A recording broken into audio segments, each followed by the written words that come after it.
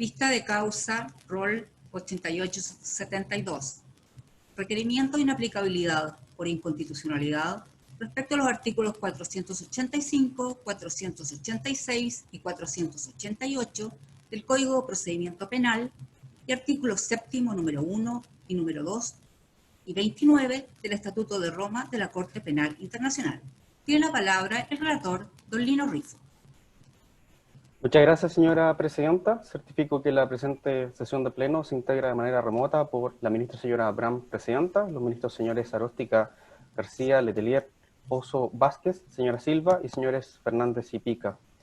Apojas 1, don Jaime Lepe Orellana acciona de inaplicabilidad por inconstitucionalidad respecto de las normas que antes se han referido, arguyendo diversas vulneraciones a la Carta Fundamental.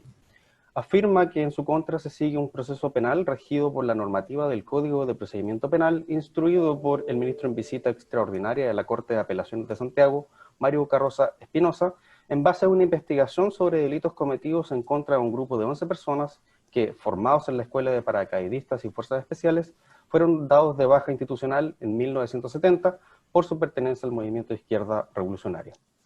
Específicamente, se investiga, según señala la requerente Afoja 5, las desapariciones de Mario Melo Pradenas, Jorge Pierola Pierola, Luis Barraza Rull y Javier Enrique Sobarzo Sepúlveda, más los homicidios calificados de Alberto Ampuero Ángel, David González Venegas, Julio Martínez Lara, Enrique Toledo Garay, Daniel Estrada Bustos, Ricardo Pardo Tobar y Moisés Cosio Pérez, hechos que habrían ocurrido entre el 11 de septiembre de 1973 y el mes de octubre de igual año en diferentes lugares de la región metropolitana. La investigación, agrega el requerente, comenzó el 16 de abril de 1991 en el 19º Juzgado del Crimen de Santiago a través de un proceso instruido por la jueza doña Carmen Garay Ruiz, siendo posteriormente investigada por diversos jueces y ministros en visita extraordinaria y finalmente por don Mario Carroza Espinosa.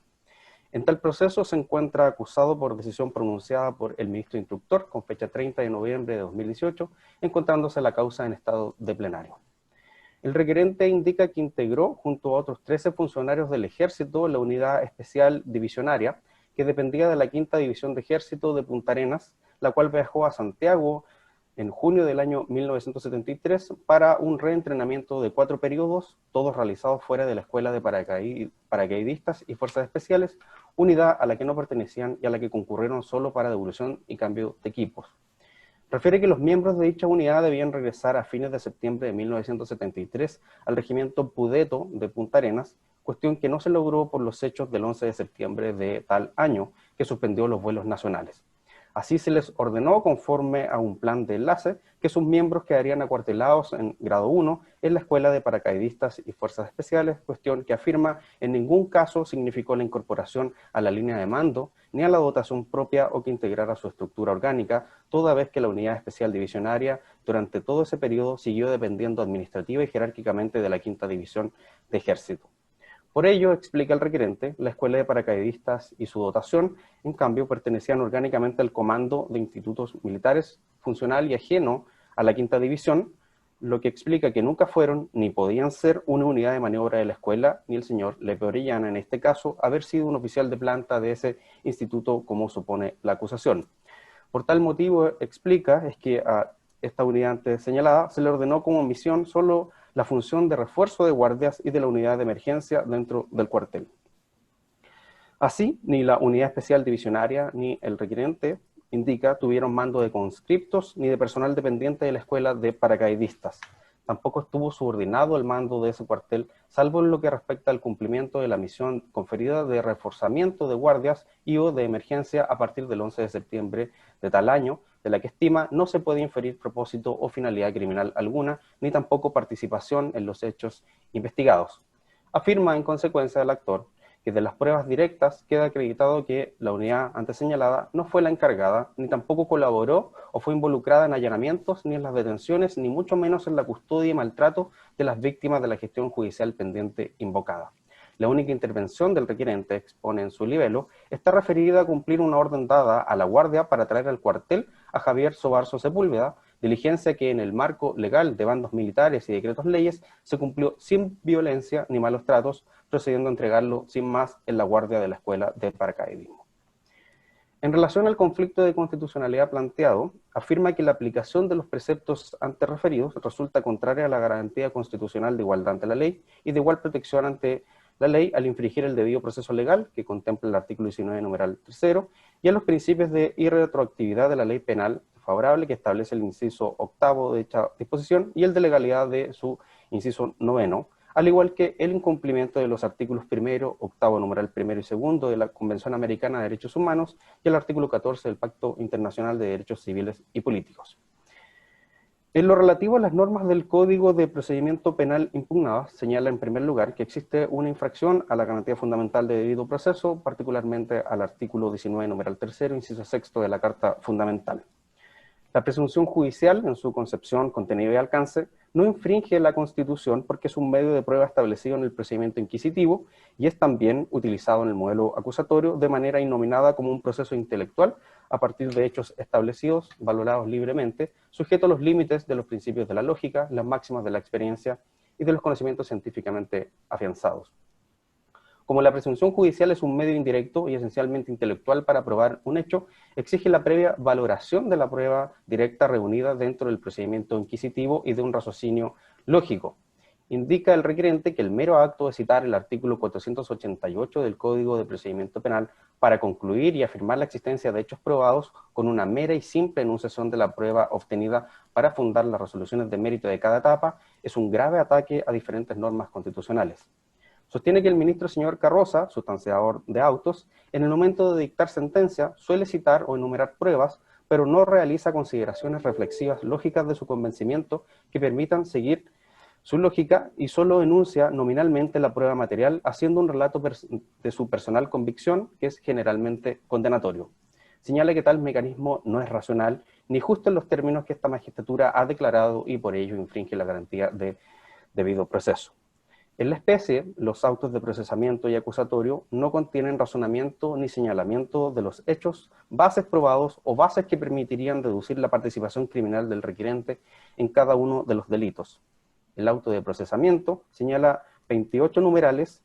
en el considerando primero para mencionar la prueba directa agregada al sumario, pero que no han sido explicitados ni razonados acerca de cómo es que acreditan probatoriamente los hechos bases, ni tampoco el raciocinio judicial que lo conducen a tener por acreditados hechos descritos en el considerando segundo, que en el considerando tercero califica como secuestros calificados y homicidios calificados.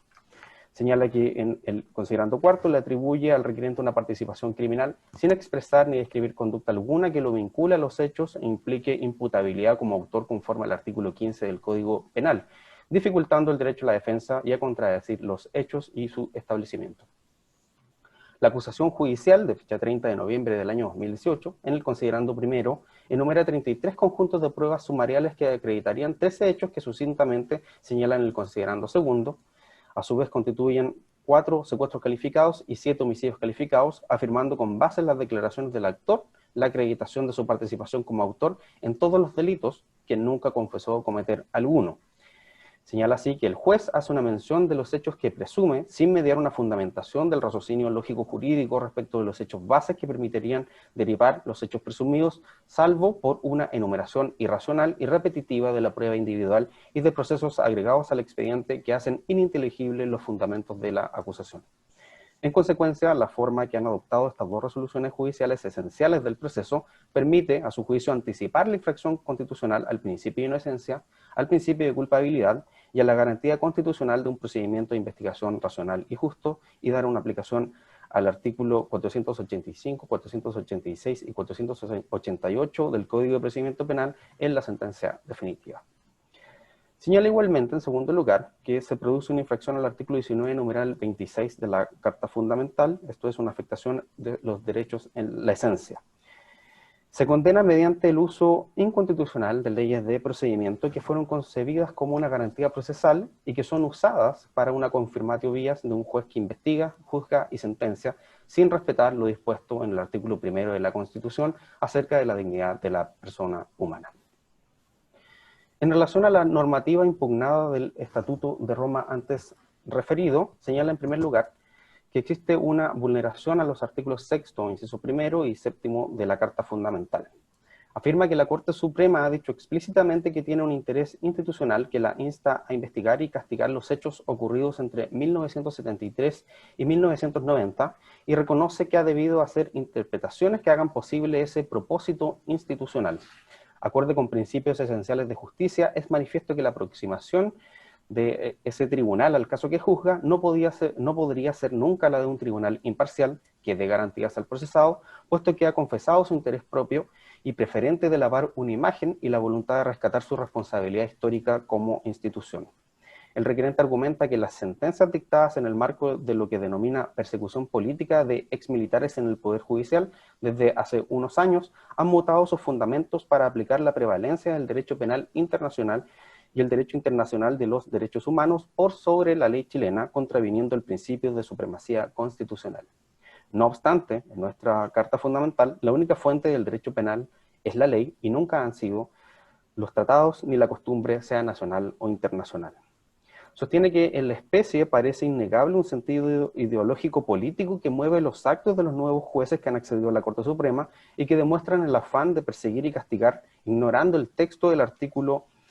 19, numeral tercero, inciso sexto, como así el inciso octavo y noveno de la Constitución, en cuanto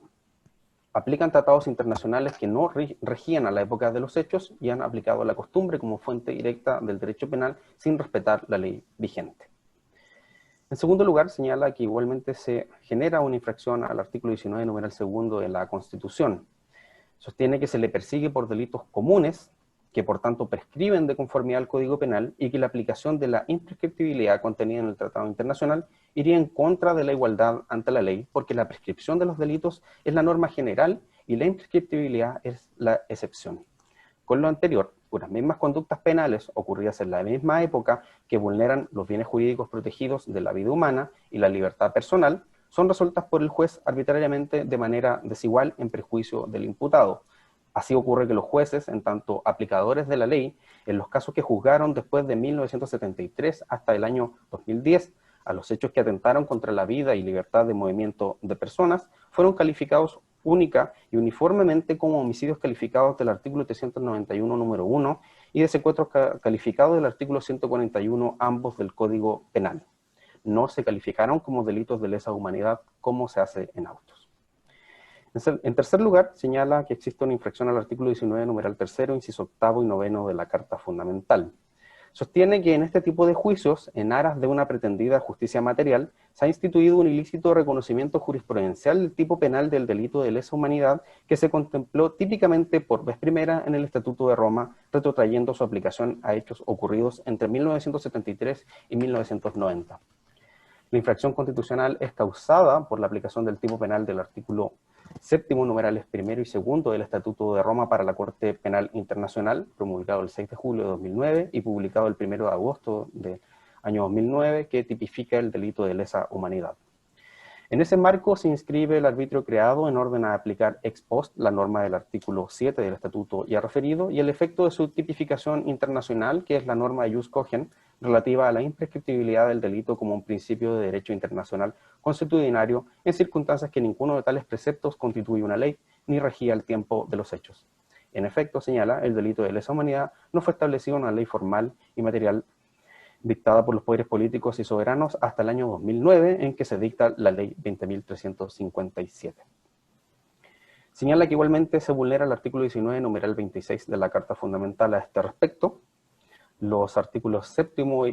y 29 del Estatuto de Roma antes referido, en cuanto conforman preceptos legales que infringen las garantías de legalidad y retroactividad por establecer un ilícito penal y declarar la imprescriptibilidad, no pueden afectar el derecho constitucional a la irretroactividad y a la legalidad, porque los hechos ocurrieron en 1973, época en que no había un tipo penal de lesa humanidad y tampoco un principio internacional determinado en la forma del actual, hecho que solo ocurre internacionalmente en 1998 y en Chile en el año 2009, según ya se dijo. Por lo anterior, solicita se declare la inaplicabilidad por inconstitucionalidad, según se lee de la petitoria de Foja 53, de los artículos 485, 486 y 488 del Código de Procedimiento Penal y de los artículos séptimo, numerales primero y segundo y 29 del Estatuto de Roma de la Corte Penal Internacional. Se ha conferido traslado a las demás partes de la gestión judicial pendiente invocada, como así también a los órganos constitucionalmente interesados. Según consta Fojas 842, la Unidad Programa de Derechos Humanos de la Subsecretaría de Derechos Humanos aboga por el rechazo del libelo. Destaca que los hechos que motivaron la dictación del procesamiento y posterior acusación en contra del requerente están vinculados con su participación en hechos que se enmarcan en un patrón de graves, masivas y sistemáticas violaciones a los derechos humanos, constituyendo a la luz del derecho internacional crímenes de lesa humanidad. Es ese mismo derecho internacional el que, por medio de múltiples fuentes jurídicas convencionales y consuetudinarias, exige que estos hechos deben ser investigados, juzgados y sancionados debidamente por el Estado de Chile a través del Poder Judicial para evitar la impunidad. Hace presente que se trata de la tercera vez que don Jaime Lepe Orellana requiere de inaplicabilidad en el marco de un proceso judicial. Así ha ocurrido en los roles 7102 y 7103, ambas rechazadas por declaración de inadmisibilidad, por lo que el presente requerimiento, a su juicio, pretende obstaculizar la acción de la justicia y dilatar el avance de la gestión sublite. Solicita que sean desestimadas todas las alegaciones expuestas por la actora vinculadas con las circunstancias que constituirían vulneraciones al debido proceso, por cuanto durante la instrucción de la extensa investigación de la causa, la defensa del requerente no reclamó o impugnó aquello, ni pidió la nulidad de alguna gestión o diligencia. Afirma que en la especie el requerimiento carece de fundamento plausible, las alegaciones constituyen una mera especulación a su juicio, por cuanto parten de la base de una sentencia de primera instancia que a la fecha no ha sido dictada. Se sostiene que los cuestionamientos residen en que la futura sentencia de primera instancia no estará fundada ni valorará la prueba debidamente, atentando contra la Constitución una probable calificación de la imputación como delitos de lesa humanidad. Todo ello a pesar de que en la causa no se ha desarrollado el término probatorio. Es precisamente ese Estado procesal el pertinente para ofrecer las pruebas y solicitar el desarrollo de aquellas diligencias que se estimen adecuadas para desvirtuar las acusaciones. En relación a los artículos 485, 486 y 488 del Código de Procedimiento Penal, explica que ellas corresponden a reglas que establecen limitaciones respecto de la valoración de la prueba que debe realizar el juez, establecidas en beneficio del acusado. En la especie, su cuestionamiento no ha sido fundado, pues la requerente omite a su juicio explicar cómo se produce en específico una contravención constitucional. Lo que a su juicio ocurre en autos es un cuestionamiento al sistema del Código de Procedimiento Penal, resguardado a través de la disposición octava transitoria de la Carta Fundamental.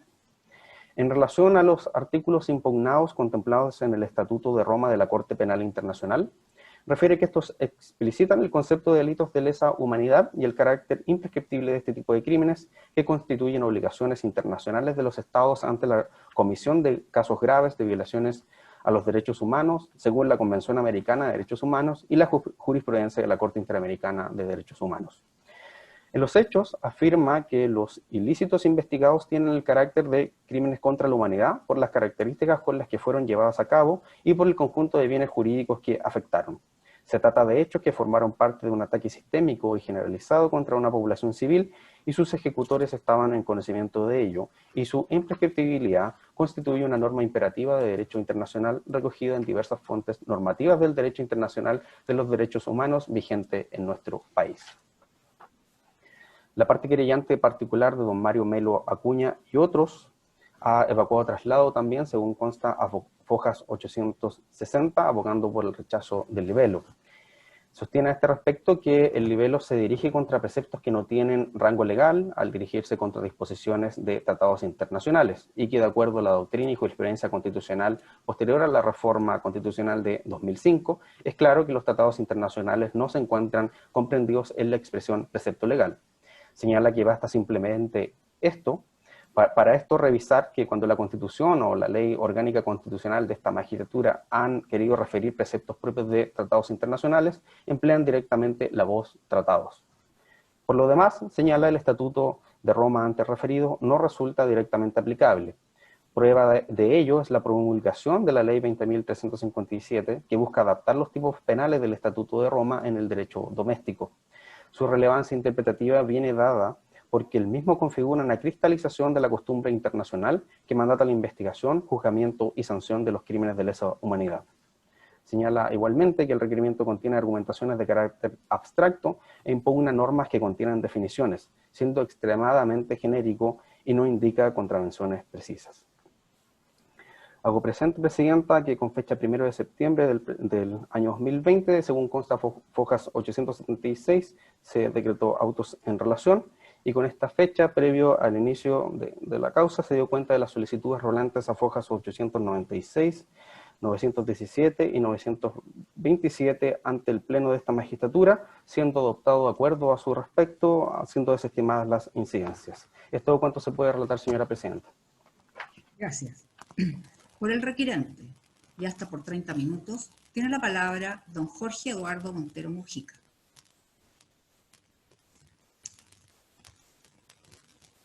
Su micrófono.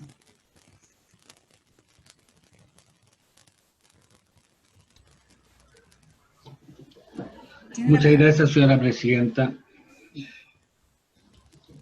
Alego por don Jaime Lepe Orellana, solicitando que este excelentísimo Tribunal Constitucional acoja el requerimiento que se ha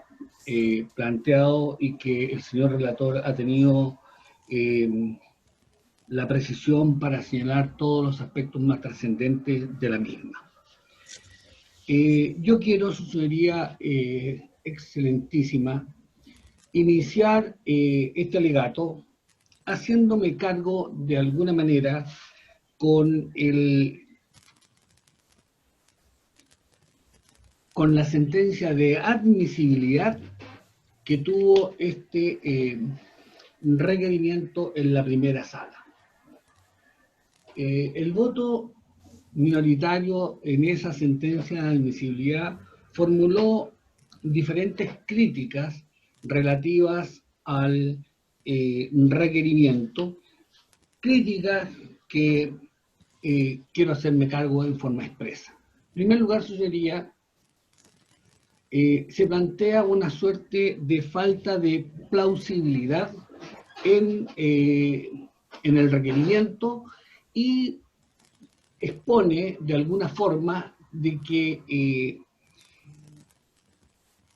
la precisión respecto al artículo 485, 486 y 488, que son las disposiciones elementales para los efectos de la aplicación de la presunción judicial, no fueron adecuadamente explicadas. La verdad de las cosas, señoría, que sí creo que fueron explicadas en la medida que razonablemente deben serlo. Me explico. El artículo 485 hace simplemente una definición y establece el rango de qué es lo que debe ser entendido por una presunción judicial. El artículo 486 las clasifica en judiciales y en legales para los efectos que son pertinentes, y donde se le fija la posibilidad y el rango probatorio y cómo deben ser aplicadas estas normas, están contenidas en un solo artículo, que es el artículo 488. Por consecuencia, el tratamiento que se hizo explicativo era absolutamente una pretensión innecesaria por parte del voto de minoría. El artículo 485 es citado porque es contextual. Las sentencias de este Tribunal Constitucional han dicho muchas veces que las normas que no pueden ser aplicadas en virtud de una interpretación de este Tribunal Constitucional que declare inaplicable una norma, también van a ser inaplicables aquellas otras normas que de suyo vayan comprometidas con aquella que se ha declarado inaplicable.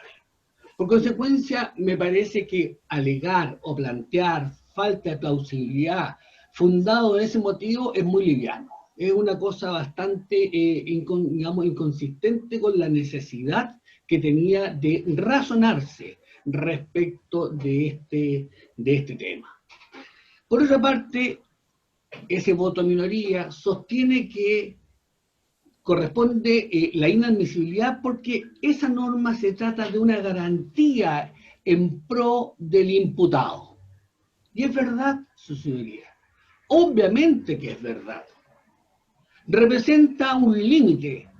a la capacidad del juez para establecer los hechos y la participación que al acusado le corresponde, naturalmente que es una norma de garantía. Pero, ¿cuál es el problema denunciado? ¿Cuál fue el problema expuesto y tratado en este recurso? Que no se entendió aparentemente. Lo que se trata, sociedad, es de que aquí en esta causa, particularmente en el juez que la instruye, tiene una metodología de trabajo en relación con la presunción judicial, aplica esta norma de una manera en que hace un catastro, hace un verdadero catastro del expediente que es insustantivo, es una mera recopilación, es una mera mención de elementos del proceso, del expediente, para, después de haberlos citados y resumido, directamente concluir que esos elementos conforman la presunción de determinados hechos. ¿Cómo llegó a determinar esos hechos? Eso no está establecido ni en el autoprocesamiento, ni en el autoacusatorio, y tampoco en las sentencias como uno lo puede establecer. Por consecuencia, aquí lo que se trata es de lo que es interpretado por el juez como el uso de la presunción judicial como un elemento de la prueba. Yo recuerdo en la causa 59-52 del 2019 que el ministro don Gonzalo García trató el tema de las presunciones y nos decía, su señoría, en ese fallo, dice, las presunciones judiciales más que una prueba son la manifestación del raciocinio judicial que impide la arbitrariedad. Y eso, su señoría, es lo que en este caso no acontece. El juez, aplicando esta norma, que es una garantía en favor del imputado, lo que hace es una arbitrariedad y es una aplicación inconstitucional de esa norma. La interpreta en forma inconstitucional, como si él tuviese la libertad de mencionar y de no razonar para establecer los hechos. Don Gonzalo nos decía en ese fallo que las presunciones, ¿no es cierto?, de esa forma no afectan el principio de culpabilidad. Y es cierto, porque representan un reproche. El juicio que hace penalmente es un reproche penal en términos tales de que la persona finalmente, ¿no es cierto?, tendrá que aceptar ese reproche porque se estableció un hecho razonablemente, racionalmente, y la participación. Pero cuando eso no acontece, cuando es una simple mención, su señoría excelentísima, todos ustedes son personas avesadas. Yo ya soy más viejo probablemente, pero la verdad las cosas que mi experiencia en la materia de lo que fue el sistema inquisitivo, y sin pretender generalizarlo para este efecto, implica un gran atentado a los derechos de las personas y los derechos humanos, procesalmente hablando. Pero yo no me voy a generalizar porque no quiero que después, como algunos lo han dicho en algún voto, de que yo estoy atacando el sistema. No, yo estoy jugando con estas reglas del juego, su señoría excelentísima. Estas son mis reglas del juego, pero lo que sí estoy haciendo es denunciando ante el tribunal competente la absoluta aplicación inconstitucional del artículo 488 en especial, y el 485 y 486.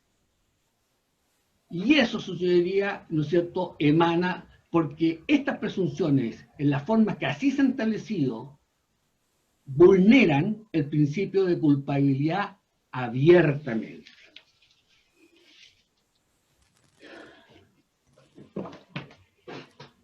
Por otra parte, ese voto de minoría sucedería,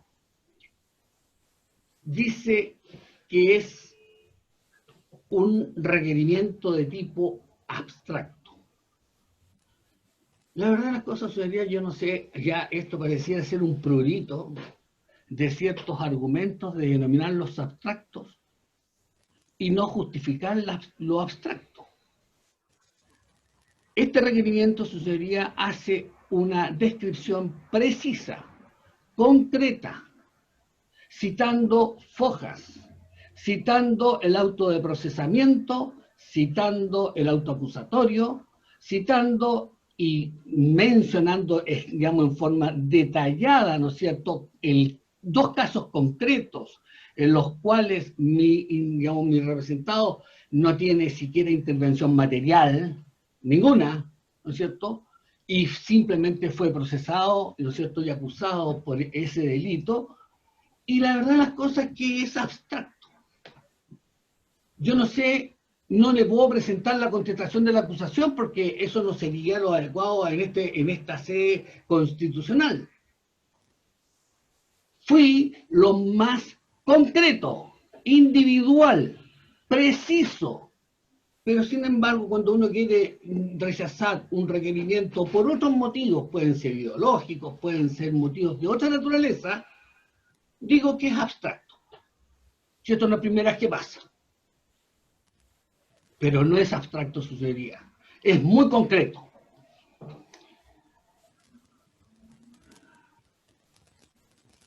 Por otra parte, sucedería, se ha señalado por parte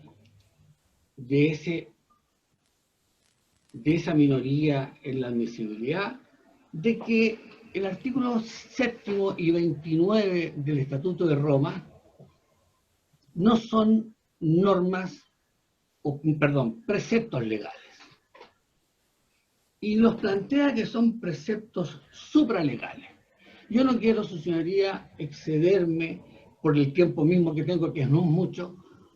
excederme en esto, y quiero solamente, como lo reconoce el voto de minoría, porque lo hace con franqueza,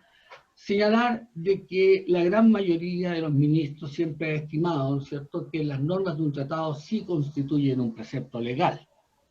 Y a propósito del Estatuto de Roma, cuando se declaró en su momento la inconstitucionalidad del mismo, quedó claramente reflejado, ¿no es cierto?, por este Tribunal Constitucional en la causa 349, ¿no es cierto?, de que el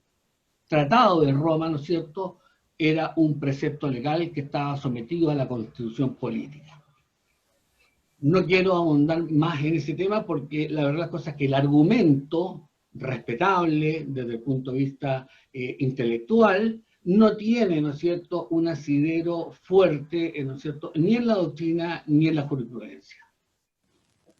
Después señala, y en esto sí hay una suerte de insatisfacción de mi parte, porque previendo la posición que he visto de algún ministro antes, me hice cargo en el propio requerimiento de esta razón invocada respecto al artículo 54, número 1, inciso 5. Es decir, que los tratados no podrían ser declarados inaplicables en virtud, ¿no es cierto?, de que la Constitución, ¿no es cierto?, a través de esa norma,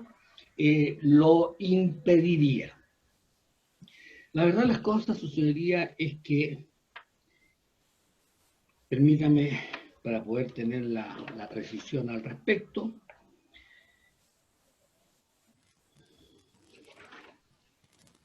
ese inciso dice que las disposiciones de un tratado solo podrán ser derogadas, modificadas o suspendidas en la forma prevista en los propios tratados o de acuerdo a las normas generales del derecho internacional. La verdad las cosas sucedería que la primera circunstancia que uno tiene que hacer mención de esto y que está señalado en el requerimiento es de que esta descripción está íncita dentro del artículo 54 de la Constitución Política, que representa las atribuciones del Congreso. No son las atribuciones del Tribunal Constitucional. El Congreso es el que tiene esta atribución y esta limitación. Así como tiene la atribución, ¿no es cierto?, de poder aprobar o desechar los tratados que le propone el Ejecutivo, que está contemplado en el número 1, en este inciso, ¿no es cierto?, dice que las disposiciones de un tratado podrán ser derogadas, modificadas o suspendidas en la forma prevista en los propios tratados. No es una cosa que limite la competencia del Tribunal Constitucional. Y esa es la primera cosa de la cual, ¿no es cierto?, el voto de minoría no se hizo cargo, a pesar de que estaba expuesto. Por otra parte, el recurso de inaplicabilidad, que es competencia de su señoría excelentísima, no es de efectos generales, es de carácter de un efecto particular. Va a ser aplicado para que en un caso de un particular, de un individuo, se declare que esa norma adolece de inconstitucionalidad. No tiene efectos generales, que es lo que se pretende respecto de un tratado en esta otra norma que ha sido citada. Pero, más importante que ninguna otra, me parece que hay una razón de texto expreso, que el voto de minoría se lo saltó. ¿Y cuál es la razón de texto expreso? Si nos vamos a la propia ley del Tribunal Constitucional, veremos que el párrafo 6 establece las cuestiones de inaplicabilidad. Y vemos que el párrafo 7 establece las cuestiones de inconstitucionalidad. Y en ese párrafo, su señora excelentísima, el legislador puso en el inciso segundo esta cuestión, la de constitucionalidad, no podrá promoverse respecto de un tratado ni de una o más de sus disposiciones. El legislador, esto significa que el legislador, cuando quiso prohibirlo, lo dijo. Lo dijo expresamente y lo dijo a propósito de las cuestiones de inconstitucionalidad. Pero, curiosamente, ¿no es cierto?, en este voto de minoría, ¿no es cierto?, se apela, ¿no es cierto?, a que los tratados, ¿no es cierto?, tendrían esta característica. En el párrafo 6, su señoría excelentísima, no existe ninguna limitación para los efectos de que un tratado pueda ser declarado inaplicable o alguna norma pueda ser declarada inaplicable en un caso determinado e individual. Y esa es una razón, como dije, de texto expreso de la propia ley del Tribunal, orgánica del Tribunal Constitucional. Por otra parte, en el considerando noveno de esta inadmisibilidad, digamos, que se ha planteado, se dice que no ve, estos ministros no ven cómo la norma del Tratado de Roma, el artículo 7º, podría ser decisiva. Para empezar, digamos que se trata de que pueda ser decisiva. No se trata de que sea decisiva, que pueda ser aplicable. Yo, al respecto, sucedía en el propio requerimiento, acompañé la sentencia Caso Quemados, donde el juez, don Mario Carroza, el mismo que instruye esta causa y fallará esta causa, aplicó el artículo 7º del Estatuto de Roma. Lo menciona y establece los elementos del tipo que establece el numeral primero y segundo del artículo 7º. Pero no basta con eso. En el voto disidente que uno de los ministros, ¿no es cierto?, aplicó en la causa 6447, aquella en que el señor Winter reclamó el estatuto de Nuremberg, ocurre que ese ministro señaló con toda claridad que se había aplicado no solamente el estatuto de Nuremberg, sino también el Estatuto de Roma. Es decir, en dos casos concretos en que ella ha intervenido, ha dicho de que el Estatuto de Roma ha tenido una aplicación en el resultado del juicio. Me parece ser que existe una suerte de incordio, ¿no es cierto?, cuando se plantea una cosa de esta naturaleza y los hechos demuestran otra. Por último, su señoría, quiero hacerme cargo un poco de lo que ha dicho mi contraparte en ese sentido. En el orden de la causa 7102, don Jaime Lepe Orellana presentó un requerimiento de inaplicabilidad en la causa rol número 1, 1993, que recae en la investigación de la muerte del señor Carmelo Soria. Y en esa causa se planteó algo similar, pero distinto. Yo no veo cuál sería la razón que le impediría al señor Lepe, según, ¿no es cierto?, los querellantes, intervenir, ¿no es cierto?, o solicitar que en esta otra causa, que es obviamente distinta, no pudiese reclamar la inaplicabilidad de una norma. Sobre todo si no se discutió el fondo del asunto, sino que hubo un problema de inadmisibilidad, de la cual yo discrepo, pero no es el momento de plantearlo. Después, por otra parte, también dicen que hay un cuestionamiento del sistema a través de este recurso. La verdad, las cosas que yo lo he dicho en todos los tonos, y este es un prurito, porque ya los querellantes dicen esto como una letanía, ¿ya? Es una letanía, esto está diciendo que se avanzan contra el sistema, que lo están dilatando. Tanto fue así, señoría, que en este requerimiento expresamente yo quise no pedir la suspensión de la causa, porque esto de la suspensión de las causas, aprovecho un paréntesis, señoría, para hacer una crítica general, se ha transformado en una casa de brujas. Los tribunales, fíjense que esta causa, señoría, lleva 8 meses parada sin plenario. Esta causa ya tramitándose 25 años. Y que armamos escándalo porque el Tribunal Constitucional suspende una causa por 6 meses, 8 meses, un año.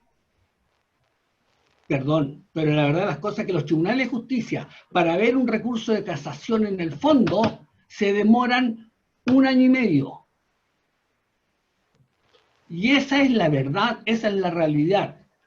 De tal manera, su señoría, que me parece, ¿no es cierto?, que este prurito, como dije, de venir a decir que nosotros estamos, de alguna manera, las requirentes, estamos dilatando y que venimos al Tribunal Constitucional a dilatar, es un verdadero chiste. Ahora, su señoría, no sé cuánto es el tiempo que me queda, pero quiero hacer mención de una referencia al derecho a la igualdad. No voy a entrar en los detalles ni voy a latear, señoría, al Tribunal Excelentísimo acerca de los requisitos de, digamos, de lo que son el derecho a igualdad. Están planteados en el requerimiento. El requerimiento está planteado todas las cosas necesarias para este efecto. Solamente quiero insistir en algunos puntos a través de este alegato. Lo singular de todo esto, señoría, es que estos hechos fueron primero cometidos en el año 1973. ¿Cuál era el mundo jurídico que existía en ese momento?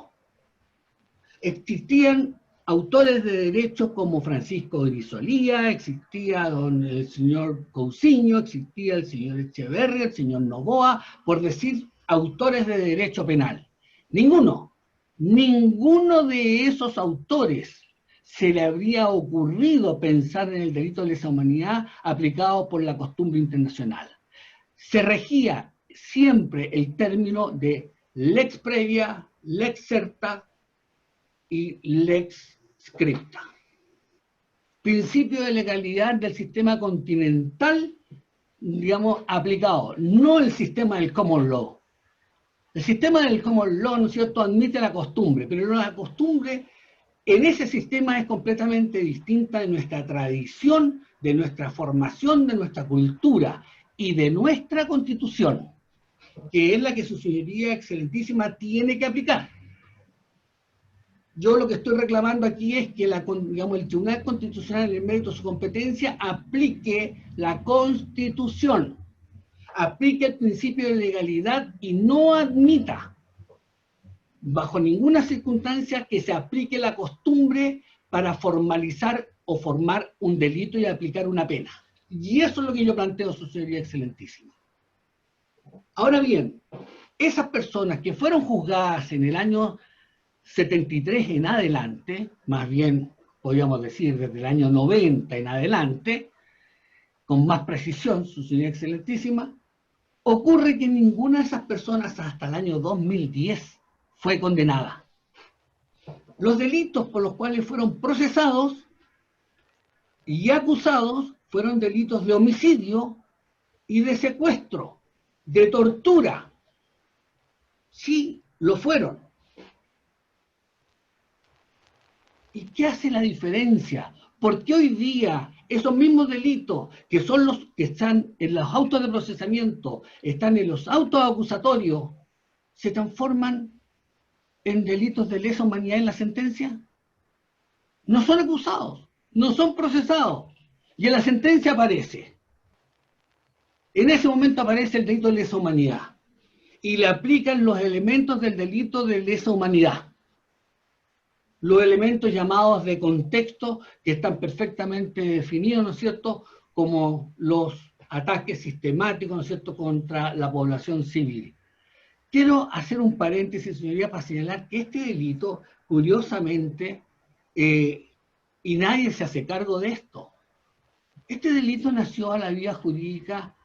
Algunos hablan del nomen juris, digamos, y lo plantean desde el año 1897 y se lo llevan para ese lado. No sucedía. Ese delito, ¿no es cierto?, por la primera vez que se reconoce un estatuto, es en el estatuto de Nuremberg. Esa es la primera vez que se reconoce como tal.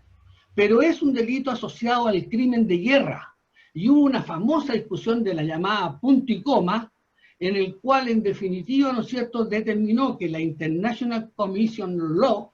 estuviese trabajando más de 50 años, desde el año 1947 en adelante, para determinar qué es lo que era un delito de lesa humanidad. Y antes de eso no existió. ¿Cómo le puedo reprochar a alguien elementos de una conducta que no estaban descritos, que afectan el principio de legalidad en toda su magnitud? ¿Cómo puedo yo pedirle a esa persona? ¿Cómo puede este Tribunal Constitucional decir de que una persona condenada por un delito de lesa humanidad en esas condiciones está constitucionalmente bien castigado? Me parece absurdo, me parece político, me parece estar bien con los tiempos, con lo políticamente correcto, pero no con la justicia.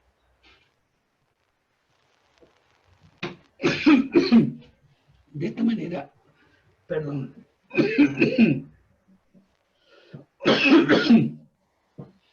de esta manera, su señoría excelentísima, el planteamiento de que esas personas fueron condenadas en todo ese tiempo como autores de homicidios y de secuestros, y que se les aplicó la amnistía o se les aplicó la prescripción en su calidad de delitos comunes, ocurrió hasta el año 2010. ¿Y qué pasó después de eso? Ya ahí está la arbitrariedad, la infracción al derecho a la igualdad. ¿Por qué esas personas que cometieron los mismos y similares hechos en el año 1973, 74, 75, en ese momento, porque la justicia, porque el Estado los juzgó con prontitud, los declaró amnistiados, los declaró prescritos? Y cuando el Estado no hizo la vega, cuando el Estado no falló esta historia, llegamos a la conclusión de que hoy día los mismos hechos, no, estos no son, fíjense que no son homicidios, no son secuestros, sí, esas son las figuras base, pero sí son delitos de lesa humanidad. Entonces, como son delitos de lesa humanidad, los vamos a castigar y los metemos presos. Parece lógico. no nos detengamos, su señoría, por favor, porque aquí hay una cosa que no quiero eludir. Las víctimas sufrieron y han tenido un tremendo daño y deben ser reparadas. Obviamente que deben ser reparadas. Pero tal como lo dijo Jesús Silva, este derecho que plantea el derecho de la víctima con prevalencia del derecho del imputado, que persigue que el imputado vaya a la cárcel como una especie o forma de reparación, su señoría, es venganza. Eso no es justicia. Eso es venganza. Y la verdad de las cosas es que no imagino a un tribunal constitucional avalando la venganza judicial. Yo creo, sería que la infracción al derecho, al derecho a la igualdad se ha producido manifiestamente actualmente por desidia del Estado, por infracción al plazo razonable, por todos estos temas, castigar personas hoy día con un criterio diferente solo porque accedieron a los tribunales superiores, gente, jueces que postularon o que tienen otras ideas o tienen otros objetivos, no me parece que sea lo razonable. Y no me vuelvo, y yo sugeriría, no me canso de exponerle hasta que esto sea parte de las sentencias y se reconozcan las sentencias lo que ha dicho la Corte Suprema. Porque lo que dijo la Corte Suprema en el oficio 33, que nunca lo he visto citado o nunca lo he visto incorporado, es grave.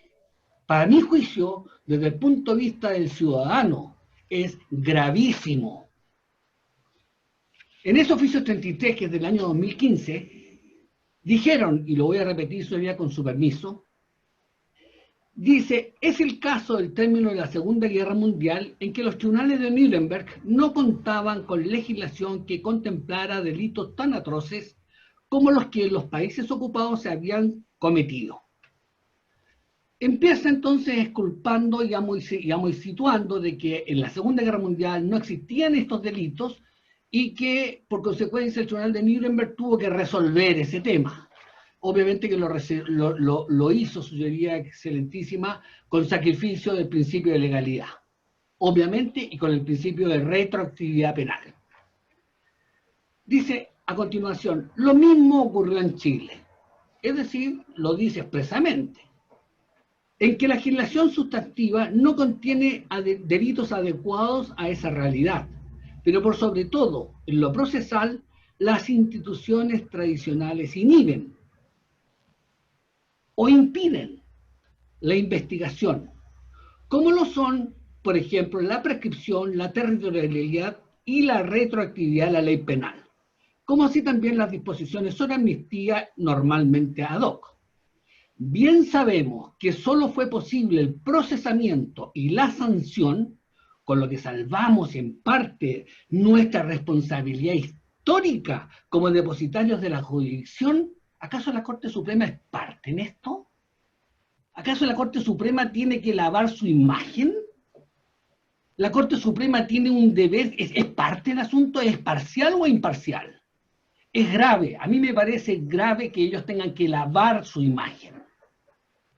o justificarse históricamente y sacrifiquen al judiciable por esta razón. Y en esas condiciones dice, bien sabemos que todo esto fue posible al procesamiento y la sanción, y con lo que salvamos nuestra responsabilidad histórica como depositarios de la jurisdicción, al introducir en nuestras decisiones por la vía del artículo 5 de la Constitución Política de la República los conceptos de delito de lesa humanidad, jus cogens y otros. Introducir los conceptos. Después de ocurrido los hechos. Después de ocurrido los hechos, ellos introducen por la vía del artículo 5º, que fue modificado en el año 1989. Obviamente mucho tiempo después de la ocurrencia de los hechos. Para mí esto es una vergüenza. Es una vergüenza. Que el Poder Judicial haya hecho esto es una vergüenza. Y lo voy a decir aquí, su señoría excelentísima, con el mayor respeto, y se lo voy a decir a la Corte Suprema cuando alegue en la Corte Suprema. Porque lo voy a hacer, su señoría. De esta manera, su señoría, no quiero yo excederme, podría tratar varios otros temas. Creo que en el requerimiento están planteadas todas las expresiones, las argumentaciones necesarias para que quienes hagan respetar las garantías constitucionales del principio de legalidad, el derecho a la igualdad y la irretroactividad de la ley penal tengan el suficiente fundamento para poder acogerlo y declarar inaplicable las disposiciones contenidas en el artículo 485, 86, 88 y el artículo 7º, incisos 1 y 2 y 29 del Estatuto de Roma. Es cuanto puedo alegar por ahora, su señoría excelentísima. Gracias. Con la querellante, Unidad Programa de Derechos Humanos, de la Subsecretaría de Derechos Humanos, y hasta por 30 minutos, tiene la palabra don Ilan Sandberg Wiener.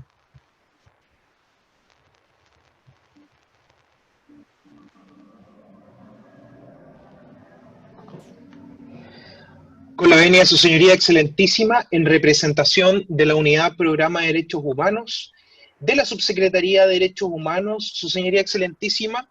vengo a alegar con el propósito de que desde ya se rechace el presente requerimiento en atención a los argumentos de hecho y de derecho que expondré a continuación,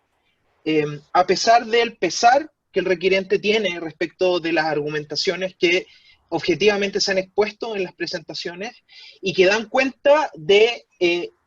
escenario post-Guerra Fría, ¿no? Un escenario distinto en el cual se sitúa el derecho, las instituciones y las obligaciones del Estado en relación con las graves violaciones a los derechos humanos, que es justamente la materia de fondo que es objeto de investigación en la causa 38.483-1 Peldehue Boinas Negras, que es el proceso en el cual incide el presente recurso de inaplicabilidad. Pues bien, su señoría ilustrísima, quisiera comenzar haciendo presente cuál es el estado actual de la gestión pendiente del caso en el cual incide la gestión pendiente. Y aunque sea reiterativo, ¿por qué? Porque respecto de esta cuestión, el requirente nada dice. Pues bien, en este sentido, su señoría excelentísima, conviene tener presente que en esta oportunidad los tres requirentes se encuentran en calidad de acusados, en el caso del señor Acevedo y el señor Lepe en calidad de autores, y en el caso del señor Aranda Mendoza en calidad de cómplice de haber cometido los delitos de homicidio calificado y secuestro calificado en la persona de un total de 11 víctimas distintas. Esto en un contexto específico, que es la persecución política que deviene en contra de exfuncionarios del Ejército de Chile, integrantes de la Escuela de Comandos y Paracaidistas del Ejército de Chile, con ocasión del golpe militar del día 11 de septiembre de 1973, y en donde lo que se produce es la persecución luego de una planificación de un trabajo de contrainteligencia que desarrolló el Ejército de Chile y que es justamente parte de los antecedentes que el ministro ha tomado en consideración para entender que después del 11 de septiembre de 1973, al interior de la Escuela de Paracaidistas y Fuerzas Especiales, funcionó una estructura represiva de la cual formaron parte, en este caso, los acusados. Actualmente, su señoría excelentísima, este proceso judicial se encuentra en estado de plenario a puertas de abrirse el término probatorio. En este sentido, su señoría excelentísima, quisiera hacer algunas valoraciones respecto de la presentación del requerimiento y el debido proceso penal. por cuanto, a juicio de esta parte, es extremadamente relevante afirmar que los hechos que han motivado la dictación del procesamiento y la posterior acusación en la etapa de plenario en contra de los recurrentes están vinculados con su participación en hechos que se enmarcan en un patrón de graves, masivas y sistemáticas violaciones a los derechos humanos, constituyendo todos los delitos descritos precedentemente a la luz del derecho internacional, crímenes contra la humanidad. Ese mismo derecho internacional, por medio de múltiples fuentes jurídicas, convencionales y consuetudinarias, nos exige que estos hechos deben ser investigados, juzgados y sancionados debidamente por el Estado a través de su poder judicial como corresponde, y en este sentido las obligaciones internacionales del Estado en materia de derecho internacional de los derechos humanos presuponen que el Estado en estas materias debe hacer todo lo posible para evitar la impunidad. Asimismo, conviene tener presente que señalamos que esta es tercera vez que el señor Lepe Orellana recurre de inaplicabilidad, por cuanto, según es posible apreciar de cada una de sus presentaciones, simplemente ha omitido cualquier presentación en sede del Poder Judicial para efectos de cuestionar las imputaciones, los elementos que se describen en el auto acusatorio en su contra, para efectos de tener por acreditada la ocurrencia y su participación en los hechos del caso. A juicio de esta parte, de lo que he expuesto precedentemente, es posible concluir que la pretensión del uso de esta instancia, que es especial, de esta instancia que es extraordinaria, de esta instancia constitucional, apunta a solo obstaculizar la acción de la justicia en la causa criminal en que incide el presente requerimiento de inaplicabilidad, independiente de que no se haya solicitado la suspensión de la causa. ¿Por qué? Porque el fondo de este requerimiento apunta a que los hechos queden en la impunidad, por cuanto, a juicio de la defensa de los tres requirentes, en este caso considerando los requirentes que se han hecho parte en los últimos días, apunta a que se aplique derechamente la prescripción de la acción penal. De esta manera, lo que buscan es sustraerse de la acción de la justicia, dilatar en la medida de lo posible el avance de esta causa, poniendo fin a la misma, y a diferencia de lo que dice mi honorable contradictor, claramente evitando lo que corresponde en este tipo de circunstancias respecto a los familiares de las víctimas, porque consideremos lo que ha señalado en este sentido la Corte Interamericana de Derechos Humanos, en cuanto entiende que una sentencia condenatoria en un caso que constituye grave violación a los derechos humanos constituye al mismo tiempo una forma de reparación para las víctimas. Concordemos además que en el presente caso hay 3 casos de desaparición forzada de personas y hasta la fecha desconocemos qué ocurrió con sus cuerpos.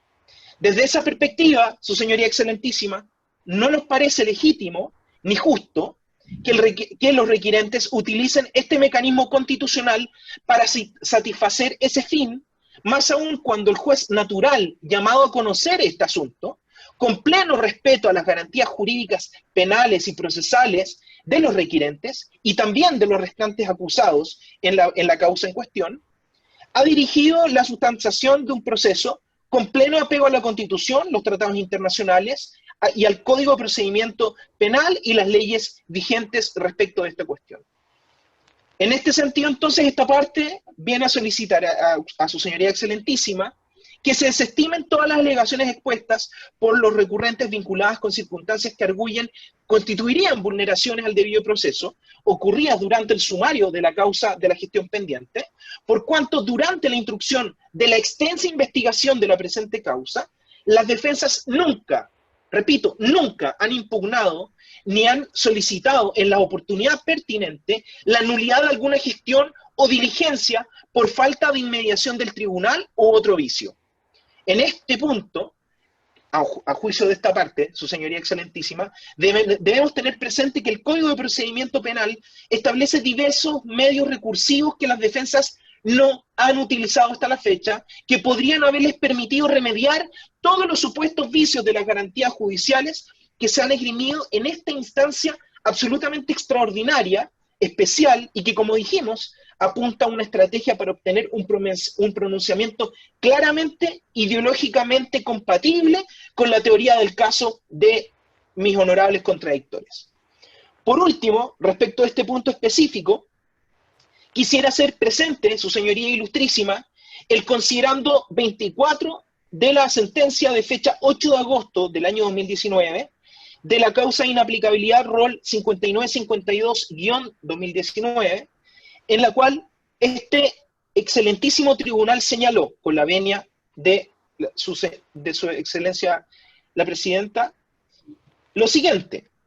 frente a la hipotética existencia de vicios procesales concretos que se produzcan en el marco de la gestión pendiente, la legislación contempla mecanismos oportunos y pertinentes en el Código de Procedimiento Penal para enmendarlos sin necesidad de recurrir al ordenamiento constitucional para proveer fórmulas que envuelven una creación normativa y recursiva incompatible con las atribuciones de esta magistratura. Conviene tener presente que el referido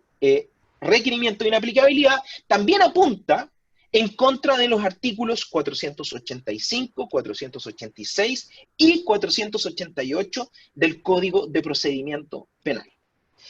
Asimismo, su señoría excelentísima, esta parte sostiene que el requerimiento carece de fundamento por cuanto tiene como sustento una resolución que no existe. No existe. Todas las alegaciones de inaplicabilidad que se insinúan, porque no se encuentran claramente expuestas, parten de una especulación, de una eventualidad que no puede ni debe ser considerada por su señoría excelentísima, por cuanto parte de la base de una sentencia de primera instancia que a la fecha, por razones obvias, como hemos expresado, por razones procesales, el tribunal no ha dictado. ¿Qué vemos en el requerimiento planteado por mis honorables contradictores? Se alega que la eventual sentencia de primera instancia de esta causa no estará fundada según el gusto del recurrente.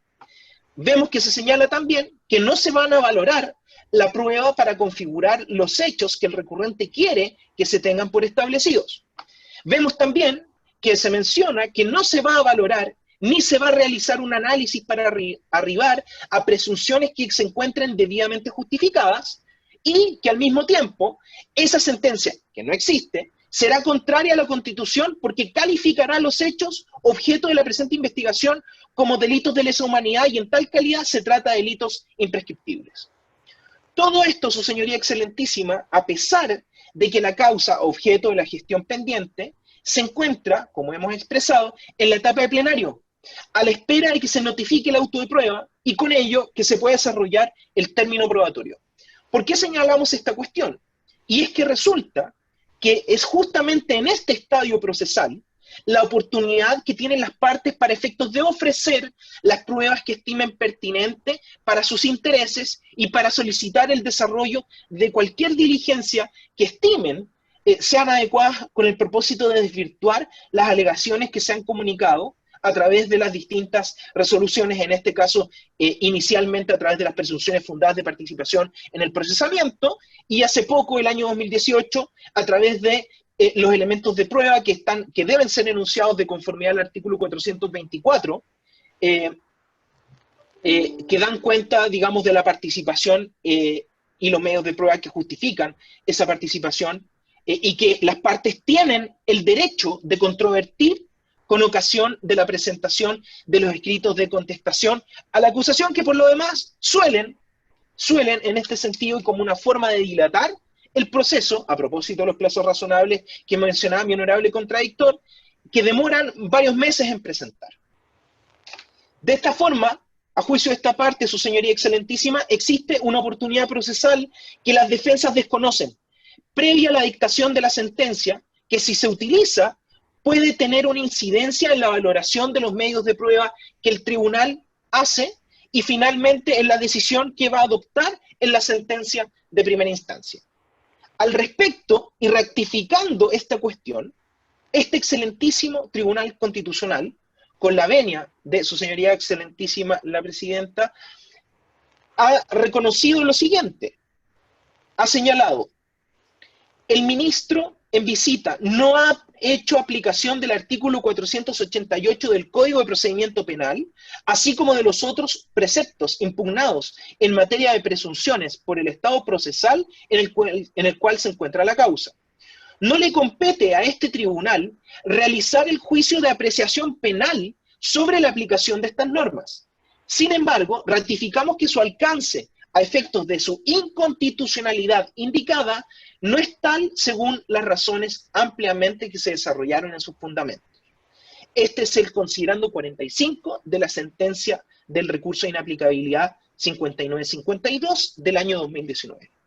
En este sentido, entonces, llama la atención de esta parte que este excelentísimo tribunal haya declarado admisible y vaya a entrar en el análisis de un requerimiento que no tiene un fundamento real, sino que solo erige críticas ideológicas sobre la instrucción de un proceso judicial y en contra de un poder del Estado y respecto del contenido de una resolución que, volvemos a reiterar, hasta la fecha no se ha dictado. En ese sentido, su señoría excelentísima, quisiera a continuación hacerme cargo de las alegaciones puntuales que se han esbozado respecto de los artículos en específico. Quisiera comenzar con las alegaciones vinculadas con el artículo 485, 486 y 488 del Código de Procedimiento Penal. Los preceptos legales, su señoría excelentísima, enunciados en esta parte de mi alegato, son reglas que establecen limitaciones respecto a la valoración de la prueba que debe realizar el juez, establecidas justamente, como se ha señalado anteriormente y como ha reconocido mi honorable contradictor, en beneficio del procesado o del acusado.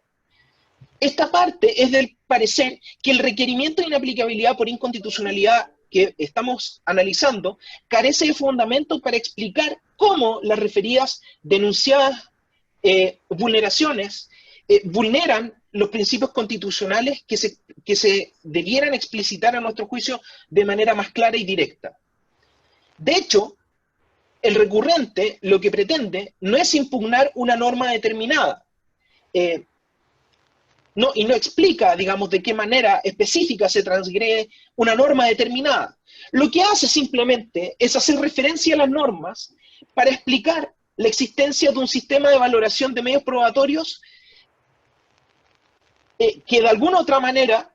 no está consagrado en la Constitución y que, no obstante aquello, es completamente y perfectamente compatible con nuestra Carta Constitucional, al igual que el otro sistema, que es el sistema de la reforma procesal penal. En esta dirección, su señoría excelentísima, cabe señalar que el hecho de que las presunciones judiciales tengan requisitos de concurrencia o una regulación detallada importa un derecho para las partes por cuanto nos encontramos frente a un medio probatorio de última ratio. Es decir, si no existe prueba directa, es posible recurrir a las presunciones en la medida de que se cumplan con todos los requisitos establecidos. En este sentido, el sistema de la libertad de la valoración de la prueba a fin de aplicar las presunciones judiciales importa un derecho para quien se le aplique la presunción, en este caso, como venimos diciendo, el inculpado. Respecto a estos artículos, además, conviene tener presente que su eventual inaplicabilidad podría dejar al ministro instructor sin las herramientas pertinentes para fallar, lo que constituiría, a nuestro juicio, una gran infracción al artículo 76 de la Constitución Política de la República, que ustedes bien conocen. Junto con lo que he expuesto en este sentido, además quisiera recordar que el requerimiento hace un reproche abstracto al sistema antiguo de procedimiento penal que se encuentra salvaguardado conforme a la octava disposición transitoria de la Constitución Política de la República. Pues bien, para efectos de no extenderme, simplemente quisiera hacer mención al considerando 44 de la sentencia de fecha 8 de agosto que hemos referido anteriormente respecto del recurso de inaplicabilidad 5952-2019, en donde este excelentísimo tribunal ha reconocido que estos artículos en particular son absolutamente conforme a la Constitución Política de la República. Simplemente hago mención al número del considerando para efectos de que su señoría excelentísima lo pueda revisar con posterioridad, no obstante que su contenido está descrito en el escrito presentado por esta parte, evacuando el traslado y haciendo observaciones respecto al fondo del requerimiento. Por último, su señoría ilustrísima, respecto de las alegaciones que se han hecho respecto a los artículos 7, número 1 y 2, y el artículo 29 del Estatuto de Roma de la Corte Penal Internacional, a juicio de esta parte, su señoría excelentísima, conviene tener presente que los preceptos legales que se han enunciado en este apartado, digamos, del requerimiento, y cuya inaplicación por inconstitucionalidad se pide mediante esta acción, son reglas que explicitan el concepto de delito de lesa humanidad y el carácter de imprescriptibilidad de estos crímenes, y específicamente, este último principio de conformidad al derecho internacional, a juicio de esta parte, constituye una norma imperativa de derecho internacional que, junto con establecer obligaciones internacionales para el Estado, impide que las normas imperativas de derecho internacional o consagradas en un tratado puedan ser inaplicadas o inobservadas de conformidad al artículo 27 de la Convención de Derechos sobre los Tratados de Viena. Justamente este último artículo justamente este último objetivo, la inaplicabilidad, es el objetivo antijurídico que esta parte entiende se busca y contrario a nuestra legislación, por cuanto se persigue el recurrente la inaplicabilidad de estas normas que son obligatorias para el Estado y absolutamente vinculantes. Luego, las referidas normas recogen el desarrollo que han tenido en el concierto internacional las obligaciones internacionales que emanan para los estados de la Comisión de Casos de Graves Violaciones a los Derechos Humanos.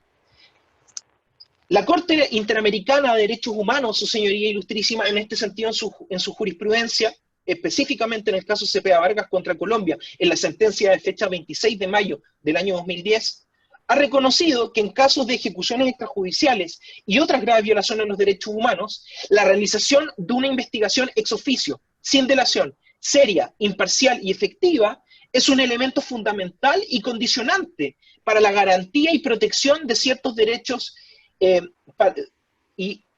afectados por estas situaciones como la libertad personal, la integridad personal y la vida. En esos casos, las autoridades estatales deben realizar esa investigación como un deber jurídico propio, más allá de la actividad procesal de las partes interesadas, por todos los medios legales y disponibles, orientada a la determinación de la verdad.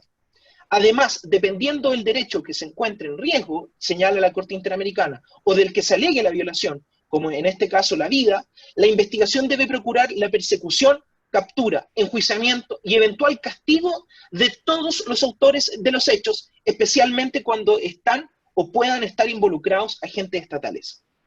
De esta manera, la obligación de investigar, juzgar y sancionar a los responsables de este tipo de ilícitos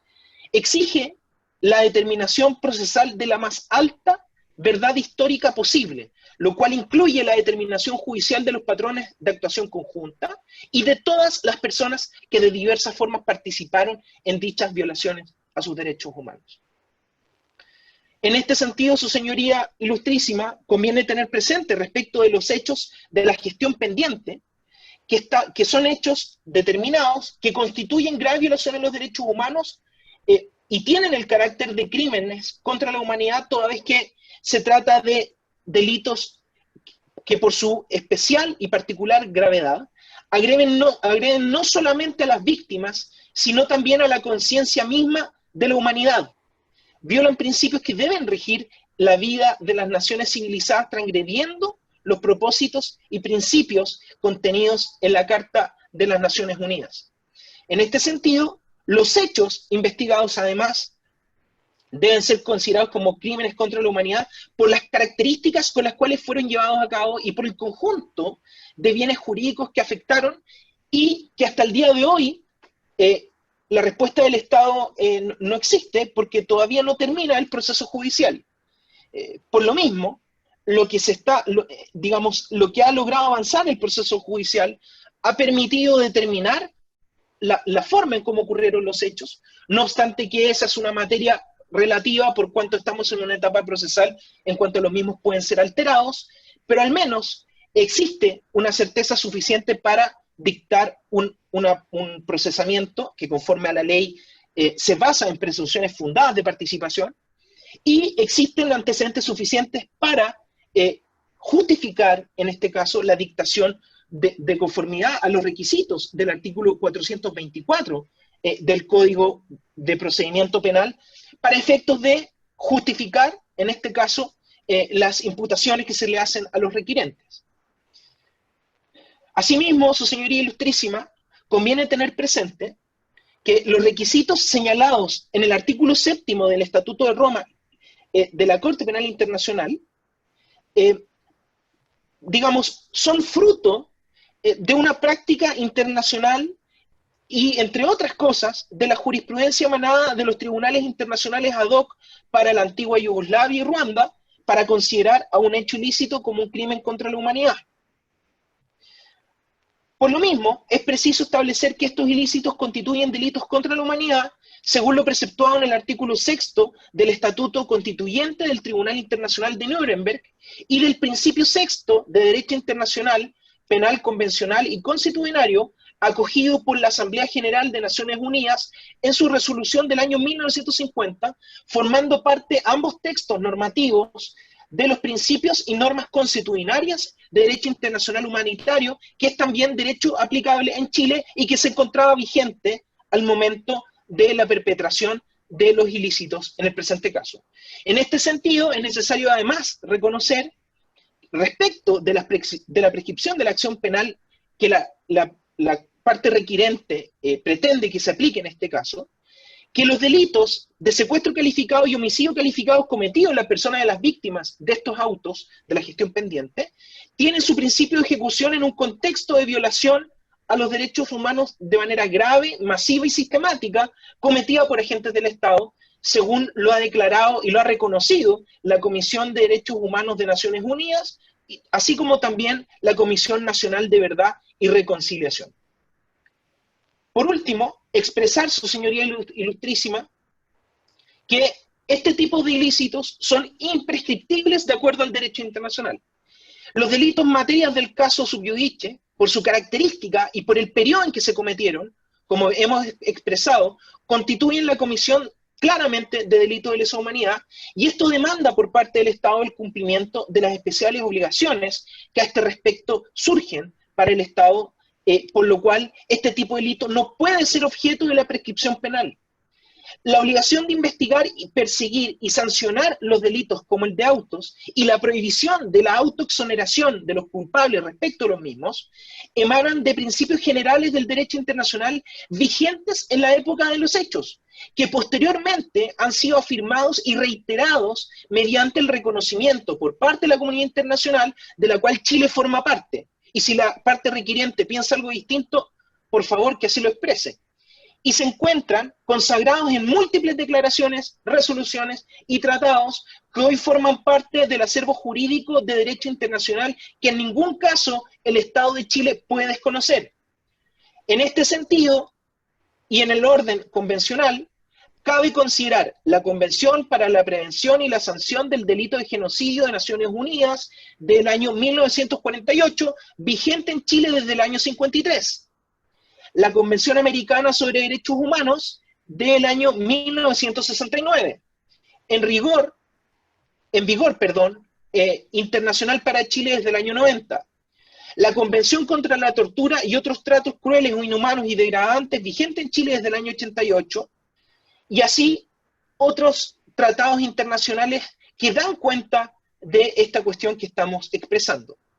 En cuanto a la aplicación de la prescripción penal, que de manera sostenida ha defendido mi honorable contradictor, la resolución 60/147, aprobada por la Asamblea General de las Naciones Unidas de fecha 21 de marzo del año 2006, ha señalado que establece que cuando así se disponga en un tratado aplicable o forme parte de otras obligaciones jurídicas internacionales, no prescribirán las violaciones manifiestas de las normas internacionales de derechos humanos ni las violaciones graves del derecho internacional humanitario que constituyan crímenes en virtud del derecho internacional. Con anterioridad, la Organización de Naciones Unidas, en este sentido, adoptó la Convención sobre la imprescriptibilidad de los crímenes de guerra y de los crímenes de lesa humanidad, adoptada y abierta a la firma, ratificación y adhesión por la Asamblea General en su resolución 2391 de fecha 26 de noviembre del año 68, y esta convención entró en vigor en nuestro país el 11 de noviembre del año 70. Sobre esta convención cabe hacer notar que si bien no estaba ratificada por Chile al tiempo de la comisión de los delitos investigados, ella ha sido considerada en varias oportunidades como una norma ius cogens. Al respecto, conviene tener presente la sentencia del caso Almonacid Arellano en contra del Estado de Chile, su señoría excelentísima, dictada por la Corte Interamericana de Derechos Humanos con fecha 26 de septiembre del 2006, que en su párrafo 153 expresó: aun cuando Chile no ha ratificado dicha convención, esta Corte considera que la imprescriptibilidad de los crímenes de lesa humanidad surge como categoría de norma de derecho internacional general ius cogens, que no nace con tal convención, sino que está reconocida en ella. Consecuentemente, entonces, Chile no puede dejar de cumplir esta norma imperativa.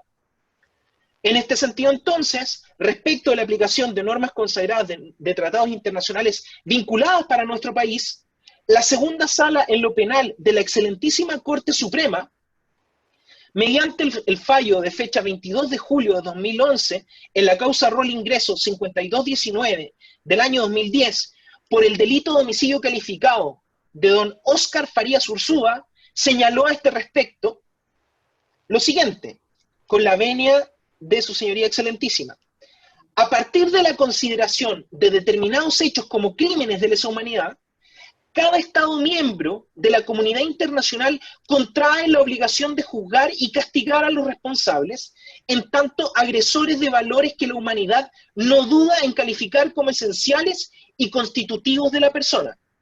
En consecuencia, dice la Corte Suprema, por su incompatibilidad con instrumentos internacionales que obstan a la dictación de una normativa que pretende impedir la investigación de violación a los derechos humanos fundamentales y la sanción de los responsables de tales ilícitos en textos legales como el Decreto Ley de Amnistía. Este mismo párrafo es posible encontrarlo en otras, al menos 5 sentencias de la excelentísima Corte Suprema.